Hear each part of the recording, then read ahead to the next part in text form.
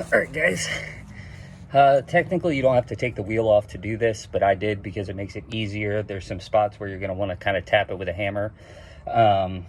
So what you'll need pretty much is just a 12 mil socket. I have an impact that I use. Makes it a lot easier with the wheel off the ground. And other than that, a socket, 12 socket, hammer, and then a 10 for reinstall, depending on the hub. But I'm assuming most hubs are probably going to need a 10. So we'll just get straight to it. So first, you want to take all these 12, there's 6 12s off, and that's your kind of plate to lock the hub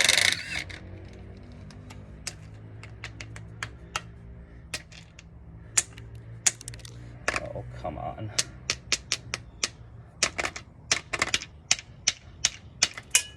Oh, try not to lose them either. Oh, okay. All right. Actually,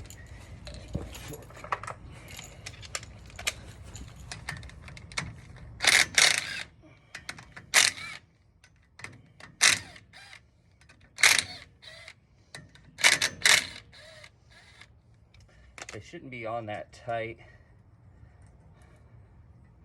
You should be able to do it with just a socket wrench.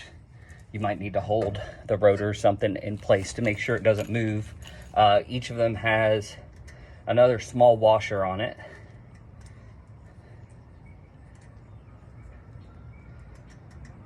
And then you have these small little kind of countersunk little spacer things in here that you're not really going to be able to get out by hand. There's a lot of pressure on them. So what I do is I just take the hammer and I go around each edge right next to it and tap,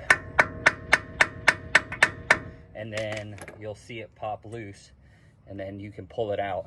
Now you're not going to need those for the reinstall of the manual hubs.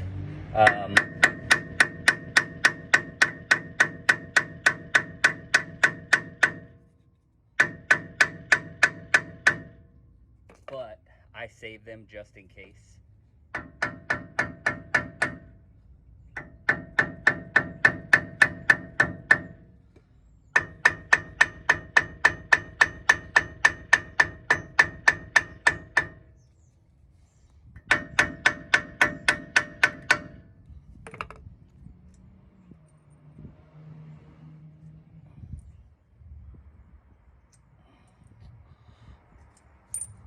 Okay, now once you got that off, you'll probably need a flathead or something along those lines, because you need to take the cap off to take the end axle nut off to be able to properly get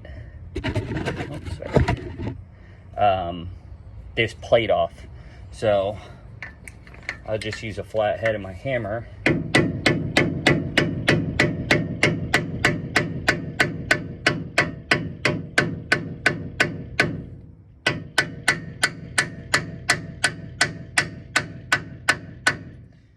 On here a little stiff for some reason.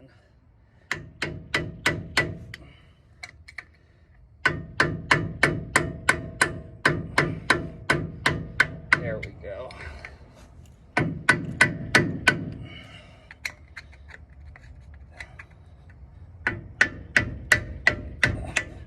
And also, you're not going to need this cap for the reinstall either. So if you fuck it up, don't worry about it.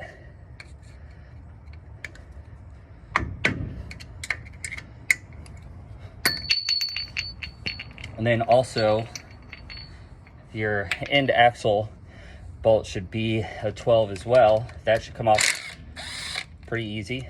You will need that, save that. Okay, once you have that off, this plate pretty much just comes right off. Now, if you have any trouble with yours, just same thing, just tap around it with a hammer. And if you need to, put the flathead in between the lip and just kind of tap it and work its way off. Once it breaks free a little bit, it should come right off. Now, here's where the 10 comes into play. Oh.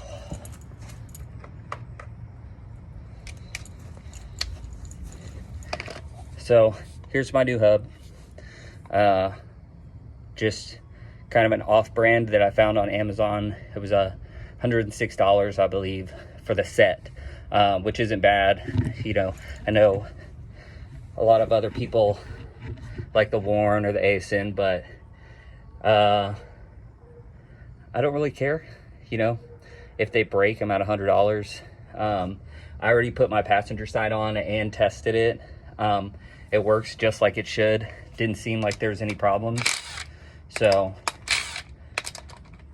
taking the 10s out of the top of the new hub, because you'll need to take this top plate off to install it onto the truck. So top plate just comes off. There is a small gasket in the top plate, so just be careful of that, if you can see that. Now the install is pretty simple. Other than that, if you'll notice, besides the holes, you have these little pin slots, and those correspond to pins coming out on the truck side of things. So when you're putting it back on, just make sure you line those up. And also, if you notice where the pinholes are, there's a little indentation that isn't on the other ones. So that's how you know from the outside where that pinhole is.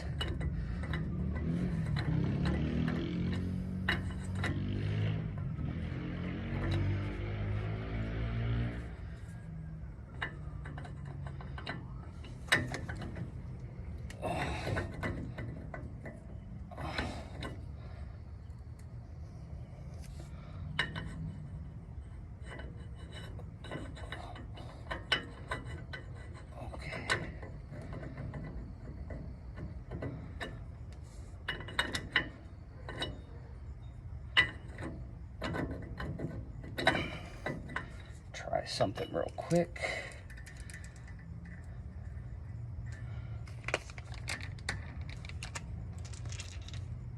The other side lined up just fine, but the splines on this one are being a little weird.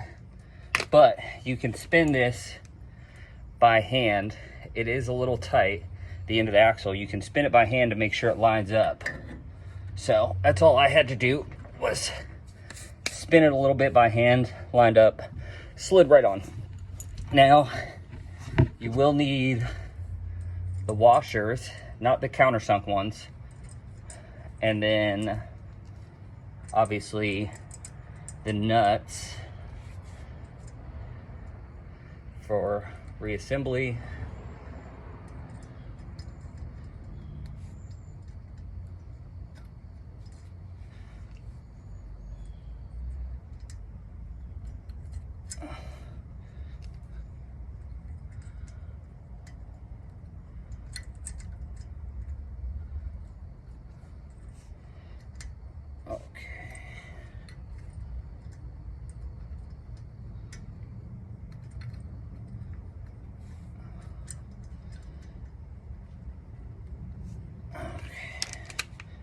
And you'll need a deep 12 for this.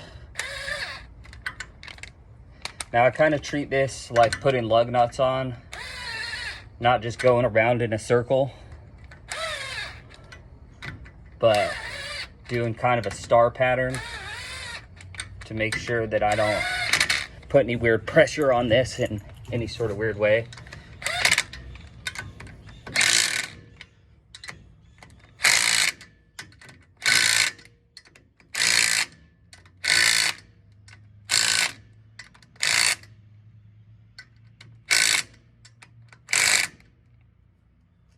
All right, now that that's on, you need to reinstall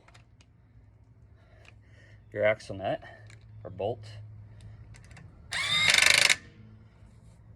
And then you can go to putting your plate on.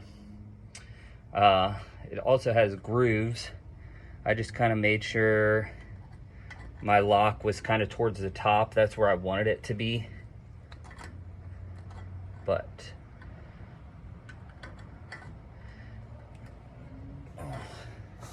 Looks like it also has splines.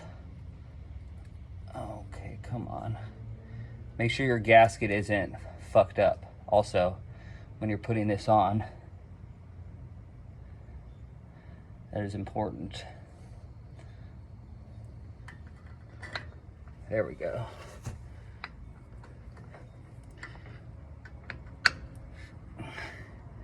Now, I'm just gonna lightly put these 10s back in. Also be careful with them. I noticed on the other side that it feels like they could strip pretty easy. This might just be because this is kind of an off-brand, poorly made. I'm not worried about it messing with the function of it. If I need to, I can rethread, retap, do whatever I need to do to keep this working. Now, I'm going to see if I can show you guys. Okay, so right now I have it in the free position, and if you look at my axle, which I can't really see what I'm showing you right now, but you see my boot's not spinning at all. The hub is spinning freely. Now, I will put it onto lock, and you can see my torn axle boot obviously spinning. And then back to free just to double check. Sorry about the shaky hand, I promise I'm not a crackhead. Okay, now it's on. Just tighten it back up and put your wheel back on. Like I said, you don't need the center cap, you don't need those little cone washers. Just tighten down that cap piece and put your wheel back on and you're good to go.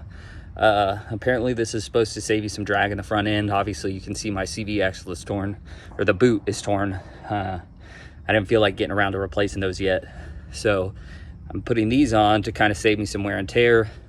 I'll do the ADD vacuum bypass video probably this weekend or tomorrow, and post that up for you guys too. All right, later.